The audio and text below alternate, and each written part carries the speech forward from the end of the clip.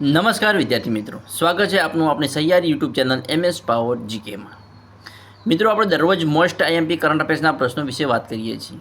આજે 18 March 2026ના most IMP current અફેર્સના પ્રશ્નો વિશે વાત કરવાના છીએ. મિત્રો, જો મારી ચેનલમાં નવા હોય અને રોજ આવા કરંટ અફેર્સના પ્રશ્નો જોવા માંગતા હોય તો મારી ચેનલને સબસ્ક્રાઈબ કરવાનું ના ભૂલતા. તો શરૂઆત કરીએ આજના 18 માર્ચ 2026ના મોસ્ટ આઈએમપી કરંટ અફેર્સના પ્રશ્નો. પ્રશ્ન નંબર 1. મોરાદાબાદના કયા કૃષિ નિષ્ણાતને બીજ ઉત્પાદન માટે પોતાના ખેતરને પ્રયોગશાળા બનાવવાના કાર્ય માટે મરણોત્તર પદ્મશ્રીથી સન્માનિત કરવામાં આવ્યા? તો જવાબ છે રઘુપત સિંહને. મરણોત્તર પદ્મશ્રી એટલે કે જ્યારે કોઈ વ્યક્તિને તેના અવસાન પછી તેના અસાધારણ યોગદાન માટે ભારત સરકાર દ્વારા પદ્મશ્રી પુરસ્કાર આપવામાં આવે તેને મરણોત્તર પદ્મશ્રી કહેવામાં આવે છે.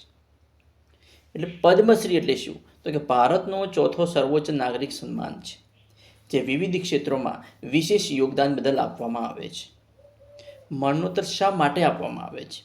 તો કે કોઈ વ્યક્તિ જીવિત ન હોવા છતાં તેના કાર્યનું મહત્ત્વ અને યોગદાનનું ખૂબ મોટું હોય ત્યારે તેને સન્માનિત કરવા માટે આ પુરસ્કાર આપવામાં આવે છે. કયો પુરસ્કાર? મરણોત્તર પદ્મશ્રી પુરસ્કાર, જેને તાજેતરમાં કોને આપવામાં આવ્યો છે? રઘુપત સિંહને.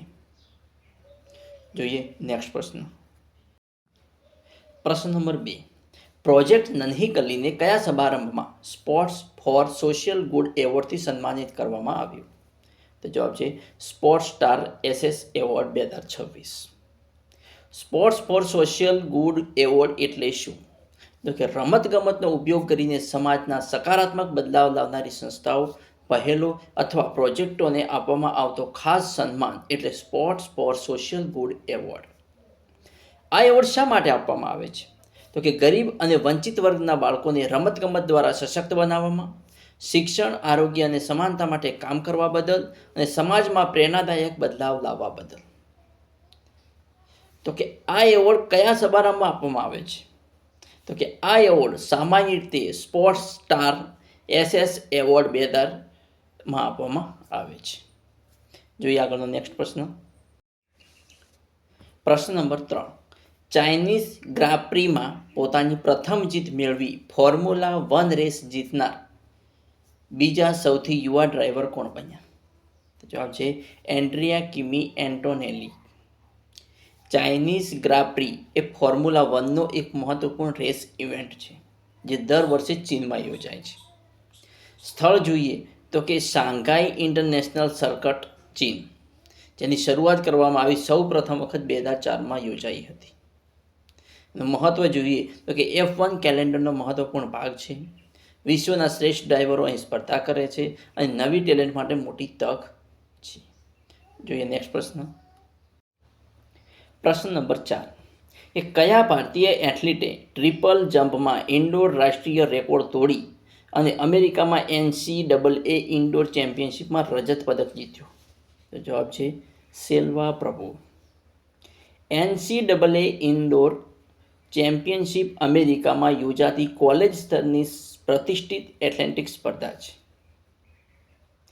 NCAAનું ફૂલ ફોર્મ જોઈએ તો કે નેશનલ કોલિગેટ એથ્લેટિક એસોસિએશન, જે NCAAનું ફૂલ ફોર્મ છે. શું છે આ ચેમ્પિયનશિપ? તો કે ઇન્ડોર એટલે કે બંધ સ્ટેડિયમમાં ટ્રેક એન્ડ ફિલ્ડ ઇવેન્ટ છે. યુનિવર્સિટી અને કોલેજના શ્રેષ્ઠ ખેલાડીઓ વચ્ચે સ્પર્ધા થાય છે. દોડ, લાંબી કૂદ, ટ્રિપલ જમ્પ, શોર્ટપુટ જેવી ઇવેન્ટ થાય છે. એનું મહત્ત્વ એ જ છે કે યુવા ખેલાડીઓ માટે આંતરરાષ્ટ્રીય સ્તરે ઓળખ મેળવવા માટેનો એક મોટો પ્લેટફોર્મ છે અને અહીંથી ઘણા ખેલાડીઓ આગળ જઈને ઓલિમ્પિક અને વર્લ્ડ ચેમ્પિયનશિપ સુધી પહોંચે છે. જોઈએ આગળનો પ્રશ્ન. પ્રશ્ન નંબર 5. કે તાજેતરમાં કયા રાજ્યના મુખ્યમંત્રીએ ધાર્મિક નેતાઓ કે મ્યુઝિયમ અને પુરોહિતોના માનદંડમાં ₹500 પ્રતિ મહિના વધારો જાહેર કર્યો છે? તો જવાબ છે પશ્ચિમ બંગાળ. શું જાહેરાત કરવામાં આવી છે? કે મ્યુઝિન એટલે કે મસ્જિદના અજાન આપનાર અને પુરોહિતો એટલે કે હિન્દુ પૂજારી, બંનેના માસિક માનદંડમાં ₹500નો વધારો કરવામાં આવ્યો છે. હવે કેટલું માનદંડ મળશે? તો કે વધારા બાદ કુલ માનદંડ લગભગ 2000 પ્રતિ મહિનો કરવામાં આવ્યો છે. નિર્ણય પાછળનું કારણ શું છે? તો કે ધાર્મિક નેતાઓ સમાજમાં સાંસ્કૃતિક અને સામાજિક એકતા જાળવવા મહત્વપૂર્ણ ભૂમિકા ભજવે. અને તેમની સેવાઓને માન આપવા માટે આ વધારો કરવામાં આવ્યો છે. આની જાહેરાત ક્યારે થઈ? તો કે 15 માર્ચ 2026ની આસપાસ આ નિર્ણય જાહેર કરવામાં આવ્યો છે પશ્ચિમ બંગાળ સરકાર દ્વારા. જોઈએ આગળનો નેક્સ્ટ પ્રશ્ન. પ્રશ્ન નંબર 6. તાજેતરમાં ભારતનું પ્રથમ એકીકૃત ફિજિટલ સર્વિસ સેન્ટર ક્યાં લોન્ચ થયું છે? તો જવાબ છે ઉમરીગામ, ગુના, મધ્યપ્રદેશ. તાજેતરમાં ભારતનું પ્રથમ એકીકૃત ફિજિટલ સર્વિસ સેન્ટર ઉમરીગામ, ગુના, મધ્યપ્રદેશમાં લોન્ચ થયું છે. ફિજિટલ સર્વિસ સેન્ટર શું છે?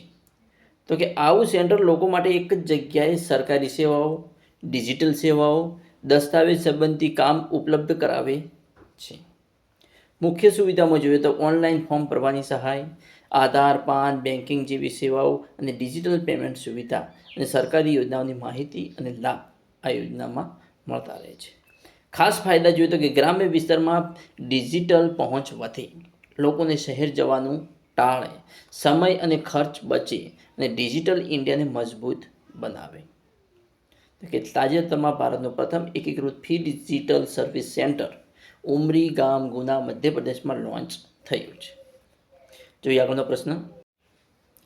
પ્રશ્ન નંબર 7. વર્ષ 2026 માટે પ્રતિષ્ઠિત સંગીત કલાનિધિ એવોર્ડ માટે કોને પસંદ કરવામાં આવ્યા છે? તો જવાબ છે જયંતી કુમારેશને. વર્ષ 2026 માટે પ્રતિષ્ઠિત સંગીત કલાનિધિ એવોર્ડ માટે જયંતી કુમારેશને પસંદ કરવામાં આવ્યા છે. સંગીત કલાનિધિ એ ભારતીય શાસ્ત્રીય સંગીત એટલે કે ખાસ કરીને કર્ણાટક સંગીત ક્ષેત્રનો સૌથી પ્રતિષ્ઠિત સન્માન માનવામાં આવે છે. કોણ આપે છે આ એવોર્ડ? તો કે મદ્રાસ મ્યુઝિક એકેડેમી. આ એવોર્ડ કોણ આપે છે? તો મદ્રાસ મ્યુઝિક એકેડેમી. ક્યારે શરૂ થયો? તો કે આ એવોર્ડની શરૂઆત 1929માં કરવામાં આવી હતી. કયા ક્ષેત્ર માટે આપવામાં આવે છે? તો કે કર્ણાટક શાસ્ત્રીય સંગીતમાં વિશેષ યોગદાન બદલ આપવામાં આવે છે અને ગાયક, વાદક, સંગીતકારો અને ગુરુઓને સન્માનિત કરવામાં આવે છે. ખાસ મહત્વ જોઈએ તો કે કર્ણાટક સંગીતનું સર્વોચ્ચ સન્માન માનવામાં આવે છે અને સંગીતકારો માટે આ જીવનભરનું ગૌરવ છે. કયું? સંગીત કલાનિધિ એવોર્ડ. સંગીત કલાનિધિ એવોર્ડ ક્યારે આપવામાં આવે છે? તો કે દર વર્ષે ચેન્નઈ મ્યુઝિક સિઝન એટલે કે ડિસેમ્બર દરમિયાન આપવામાં આવે છે. જોઈએ આગળનો નેક્સ્ટ પ્રશ્ન. પ્રશ્ન નંબર 8.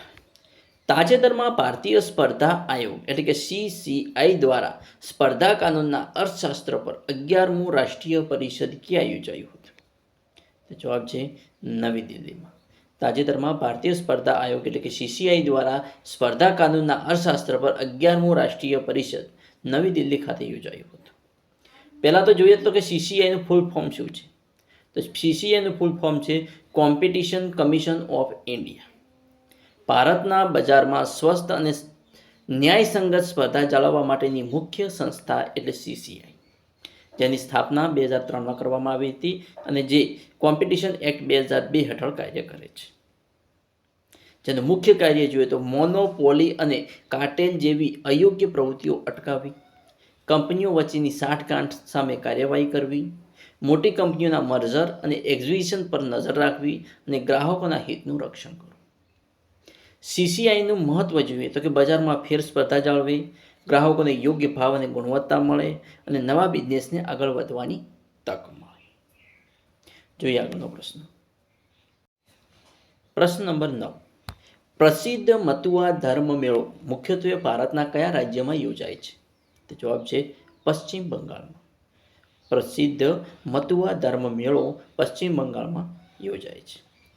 મતુઆ ધર્મ મેળો વિશે જોઈએ તો કે કોણ સાથે સંકળાયેલ છે? તો કે આ મેળો મતુઆ ધર્મ સાથે જોડાયેલો છે અને તેની સ્થાપના હરિચંદ્ર ઠાકુર દ્વારા કરવામાં આવી હતી. ક્યાં ઉજવાય છે? તો કે મુખ્યત્વે ઠાકુરનગર પશ્ચિમ બંગાળમાં આ મતુઆ ધર્મ મેળો યોજાય છે.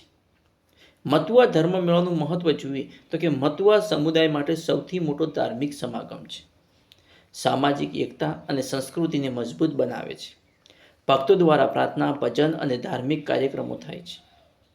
મતુઆ ધર્મ મેળાની વિશેષતા જોઈએ તો કે હજારો લોકો ભાગ લે છે. ભક્તિ, સંગીત અને ધાર્મિક પ્રવચનોનું આયોજન થાય છે અને સમાજમાં સમાનતા અને ભાઈચારા. પ્રશ્ન નંબર 10. કે તાજેતરમાં ડ્રાવિડા વઝાનિયા નામની કેન્ચુઆની નવી પ્રજાતિ કયા રાજ્યમાં શોધાઈ છે? તો જવાબ છે કેરળ રાજ્યમાં. ડ્રાવિડા વઝાનિયા નામની કેન્ચુઆની નવી પ્રજાતિ કેરળ રાજ્યમાં શોધાઈ છે. ડ્રાવિડા વઝાનિયાનો મૂળ અર્થ જોઈએ તો ડ્રાવિડા એટલે દક્ષિણ ભારતની સંસ્કૃતિ અને વજાનિયા એટલે કે જીવનશૈલી, વિકાસ અથવા ગૌરવ.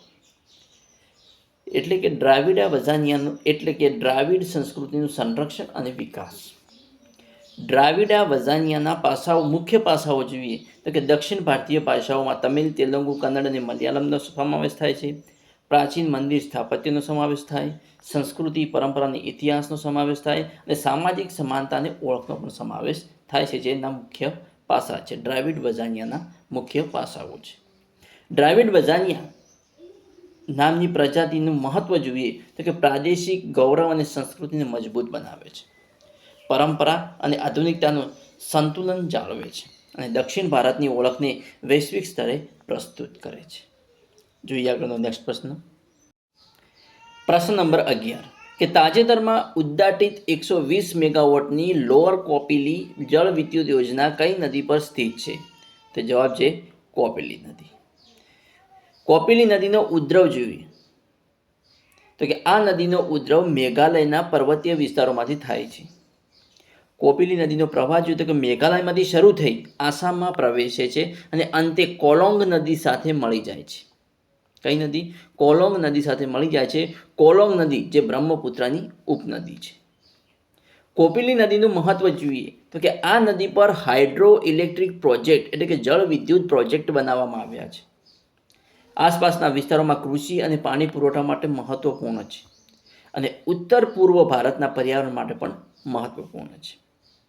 કોપિલી નદીની ખાસ માહિતી જોઈએ તો કે કોપિલી નદી એસિડિક પાણી માટે જાણીતી છે, જે પર્યાવરણ માટે ચિંતા ઊભી કરે છે અને આ એસિડિક મુખ્યત્વે મેઘાલયમાં ખાણકામને કારણે થાય છે. જોઈએ આગળનો પ્રશ્ન. મેઘામલાઈ વન્યજીવ અભયારણ્યમાં ZSI દ્વારા શોધાયેલી નવી પ્રજાતિઓ કયા રાજ્યમાં આવેલ છે? તો જવાબ છે તમિલનાડુમાં. મેઘામલાઈ વન્યજીવ અભયારણ્યમાં ZSI દ્વારા શોધાયેલી નવી પ્રજાતિઓ કયા રાજ્યમાં આવેલ છે? તો તમિલનાડુમાં આવેલ છે. મેઘામલાઈ વન્યજીવ અભયારણ્ય દક્ષિણ ભારતના તમિલનાડુ રાજ્યમાં આવેલું એક મહત્વપૂર્ણ જંગલ વિસ્તાર છે. મેઘામલાઈ વન્યજીવ અભયારણ્ય જે દક્ષિણ ભારતના તમિલનાડુ રાજ્યમાં આવેલું એક મહત્વપૂર્ણ જંગલ વિસ્તાર છે. તેનું સ્થાન જોઈએ તો પશ્ચિમ ઘાટ પર્વતમાળામાં આવેલું છે અને મુખ્યત્વે થેણી જિલ્લો એનો વિસ્તાર છે. કયો જિલ્લો? થેણી જિલ્લો. ખાસ ઓળખમાં જોઈએ તો તેને હાઈ વેવી માઉન્ટેન તરીકે પણ ઓળખવામાં આવે છે. સુંદર ટેકરીઓ, ચા બાગ અને ઘન જંગલો માટે પ્રસિદ્ધ છે. મેઘામલાઈ વન્યજીવ અભયારણ્ય. મેઘામલાઈ વન્યજીવ અભયારણ્યનું મહત્વ જોઈએ તો કે પશ્ચિમ ઘાટના બાયોડાયવર્સિટી હોટસ્પોટનો ભાગ છે. અનેક દુર્લભ અને સંકટગ્રસ્ત પ્રજાતિઓનું નિવાસ સ્થાન છે અને પર્યાવરણ સંરક્ષણ માટે ખૂબ જ મહત્વપૂર્ણ વિસ્તાર છે મેઘામલાઈ વન્યજીવ અભયારણ્ય. એટલે જ આપણો પ્રશ્નનો જવાબ થાય કે મેઘામલાઈ વન્યજીવ અભયારણ્યમાં ZSI દ્વારા શોધાયેલી નવી પ્રજાતિઓ તમિલનાડુ રાજ્યમાં આવેલ છે. જોઈએ આગળનો પ્રશ્ન. પ્રશ્ન નંબર 13 વર્ષ 2025 માટે પ્રતિષ્ઠિત 60મો જ્ઞાનપીઠ પુરસ્કાર કોને આપવામાં આવ્યો છે? તો જવાબ છે R. વૈરમુથુ. વર્ષ 2025 માટે પ્રતિષ્ઠિત 60મો જ્ઞાનપીઠ પુરસ્કાર કોને આપવામાં આવે છે? તો R. વૈરમુથુને આપવામાં આવે છે. જ્ઞાનપીઠ પુરસ્કાર ભારતનો સૌથી પ્રતિષ્ઠિત સાહિત્યિક એવોર્ડ છે અને 1961થી આપવામાં આવે છે અને તે ભારતીય જ્ઞાનપીઠ દ્વારા આપવામાં આવે છે. કયા ક્ષેત્ર માટે આપવામાં આવે છે જ્ઞાનપીઠ પુરસ્કાર? તો કે વિવિધ ભારતીય ભાષાઓમાં ઉત્તમ સાહિત્ય સર્જન માટે જ્ઞાનપીઠ પુરસ્કાર આપવામાં આવે છે.